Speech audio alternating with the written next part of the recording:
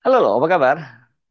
Semoga selalu dalam keadaan sehat walafiat. Senang sekali bisa ketemu lagi di akhir pekan. Ini hari Sabtu tanggal 16 November 2024. Tetap bersama kami, saya Sebenarnya Arif dan Bung Rocky Gerung dari Rocky Gerung Official Forum News Network.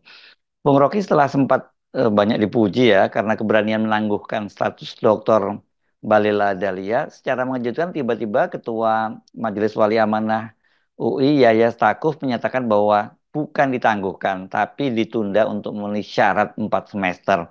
Ini benar-benar absurd dan mau tidak mau kita mengkaitkan posisi Bahlil sebagai Ketua Umum Golkar juga Menteri ESDM.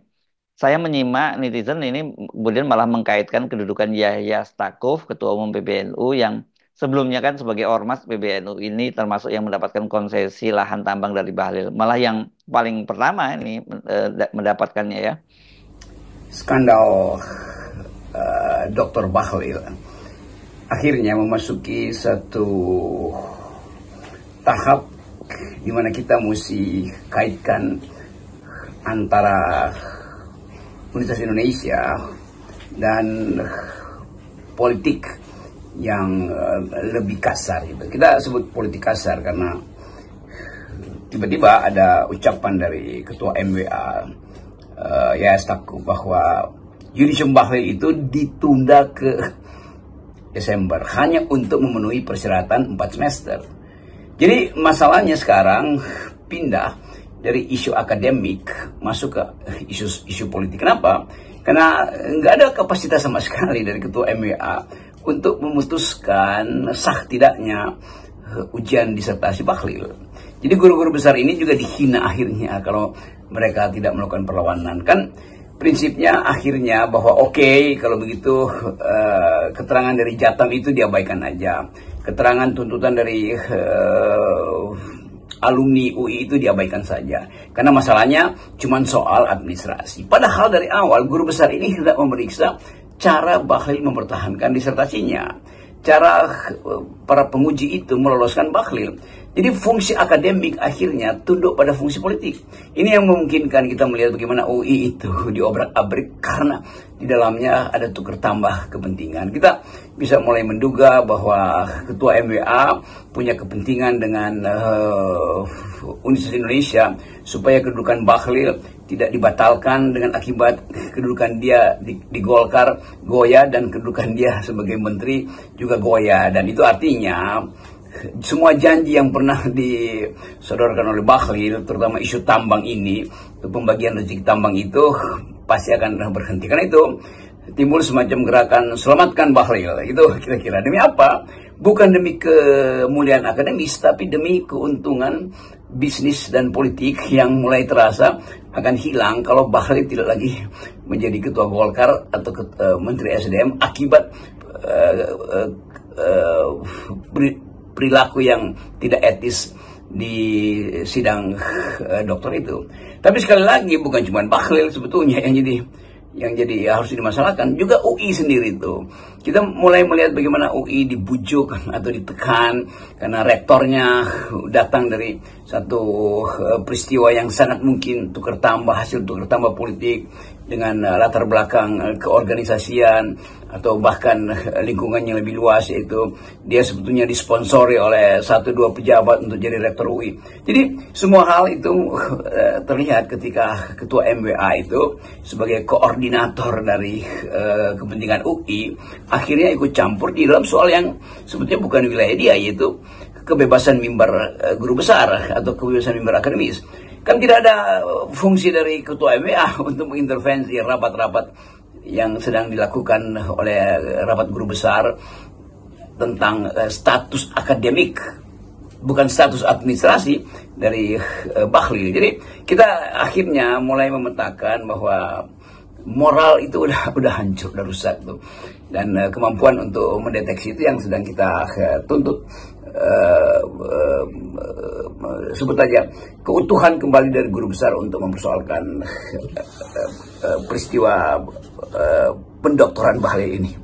Perubahan sikap Universitas Indonesia secara mendadak, atau tepatnya Ketua Majelis Wali Amanah ya yang menjelaskannya, karena suratnya kemarin dari Majelis Wali Amanah, sekarang juga penjelasan langsung dari Ketua Majelis Wali Amanah Yahya Stakuf ini yang mendadak dan drastis terhadap status kedokteran Bahlil ini sangat sulit ya untuk tidak mengait-ngaitkan kedudukan Bahlil dan manfaat secara ekonomis maupun politis yang akan diperoleh para petinggi UI dengan tetap menjaga hubungan baik dengan Bahlil dan penguasa.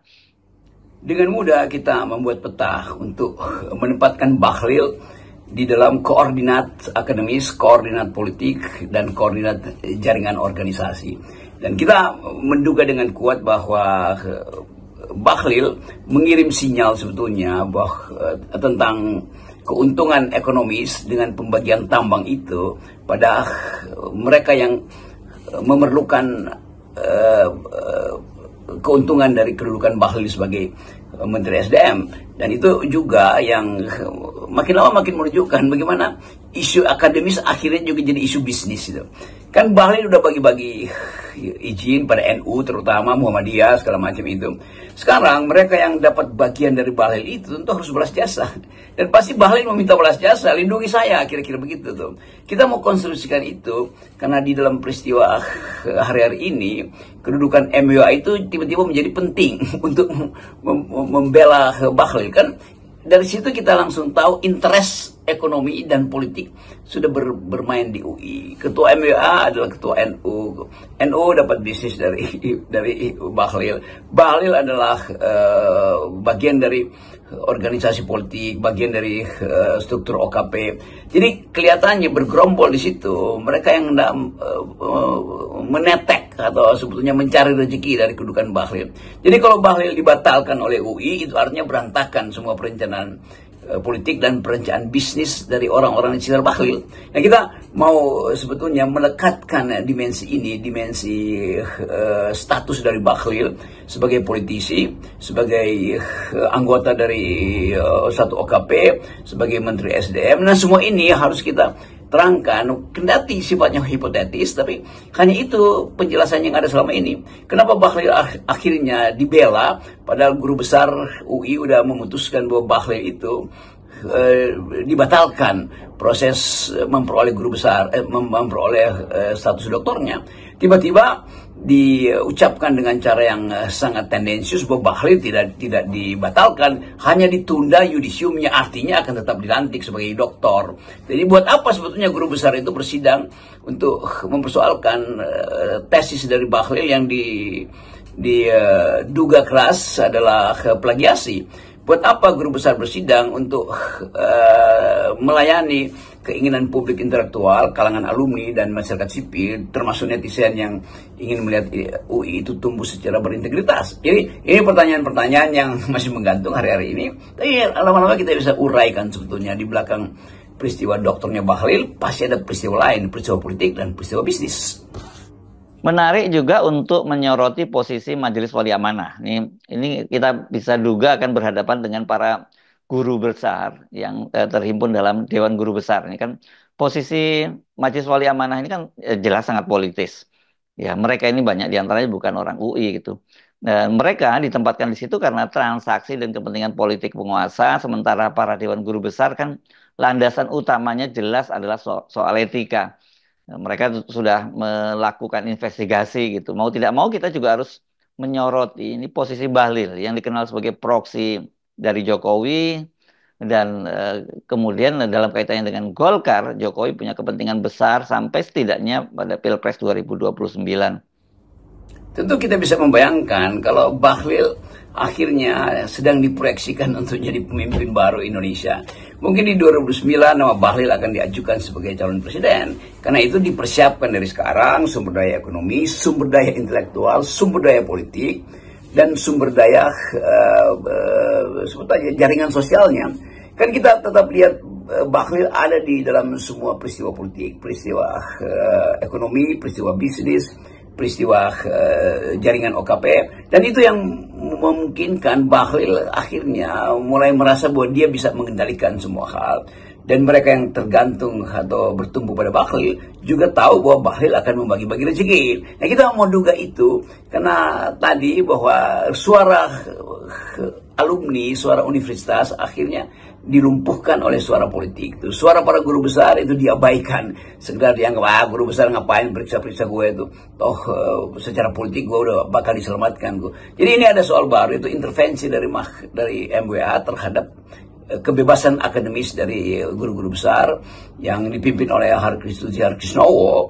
Di situ ada tokoh-tokoh yang saya kenal integritasnya, Profesor Sulis, dan mereka semua yang sebetulnya masih ingin memulihkan martabat UI. Tetapi martabat itu sekarang lumpuh, dan alumni UI juga akhirnya melihat bahwa guru-guru besar ini mungkin tidak cukup kuat untuk berhadapan dengan kekuasaan politik yang ada di struktur rektorat, di struktur MWA, atau bahkan di struktur dekan-dekan yang ada di UI. Nah, kita coba pahami ini sebagai semacam cobaan moral pada UI. Tapi kita tahu bahwa UI punya cara ya, yang kadang-kala siasat yang bagus untuk memulai kembali menegakkan moral universitas melalui kasus ini. Jadi saya tetap menduga bahwa UI tetap akan mempersoalkan itu, dan mulailah dengan semacam panggilan moral supaya lakukanlah mogok untuk tidak lagi belajar.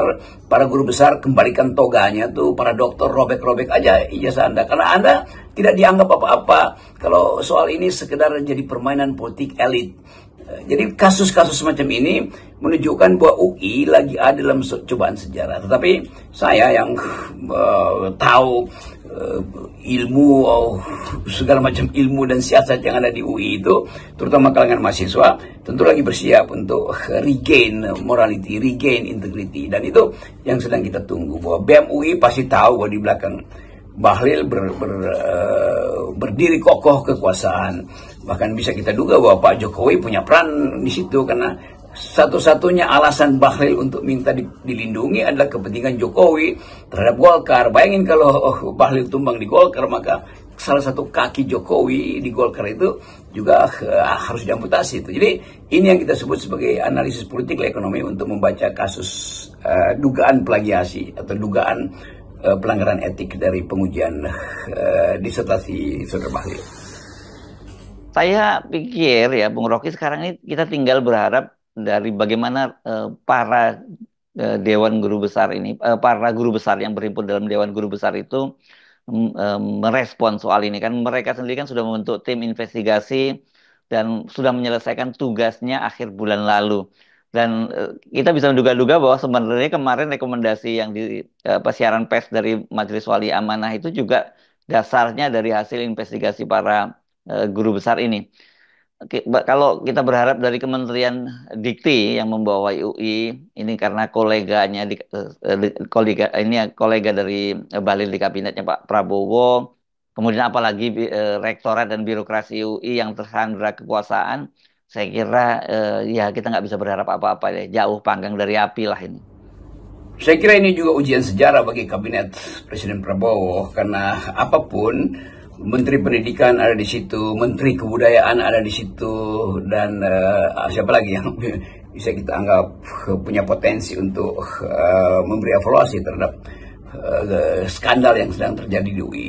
Minimal kita ingin lihat bahwa Presiden Prabowo memberi perhatian khusus, karena ini Universitas Indonesia yang didirikan atas dasar kejujuran dengan slogan probitas, justitia, dan apa yang di depan itu yang seringkali kita mau uji sebetulnya, apakah dalil UI yang veritas, probitas, justisia itu bisa dijadikan patokan moral untuk menilai peristiwa skandal dari Bahlil ini. Nah, itu intinya tuh, dan satu gerakan pasti akan terjadi. Jadi satu kesempatan bagus sebetulnya bagi UI untuk mengkonsolidasikan kepentingan moral, kepentingan akademis, kepentingan kejujuran ilmu pengetahuan, dengan menilai apakah guru-guru besar ini mampu untuk menjadi tiang penopang UI, atau sebetulnya juga mereka rapuh karena ada masalah-masalah yang sangat mungkin dipersoalkan. Dan itu yang hendak kita bongkar tuh. Apakah guru-guru besar ini juga dapat semacam siraman pragmatisme atau siraman materi dari Bahlil melalui agen-agennya, atau memang ada perintah politik untuk membela Bahlil, dan karena itu akan ada tekanan eksternal dari terutama dari Jokowi, terutama kita seperti Jokowi, karena kita tahu kepentingan Pak Jokowi terhadap Golkar itu melekat pada kedudukan Bahlil sebagai ketua Golkar, dan itu yang sangat pasti untuk kita duga sebagai hipotesa awal bahwa ada tangan-tangan atau ada cewek-cewek Jokowi di situ tuh, dan itu tidak perlu dianggap sebagai sindiran atau semacam kecurigaan atau apalagi tuduhan, karena kita lihat sekuensi peristiwa.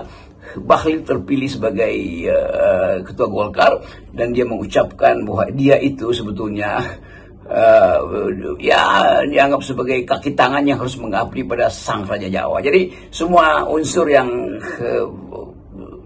cukup terpenuhi untuk membaca skandal dari Bahlil ini, dari kepentingan politik Jokowi, dari kedudukan Bahlil yang sudah membagi-bagi bisnis pada OKP atau organisasi kemasyarakatan, dan dari transaksi yang mungkin sedang atau sudah berlangsung antara Bahlil dan rektor UI kan, atau dengan pejabat-pejabat UI.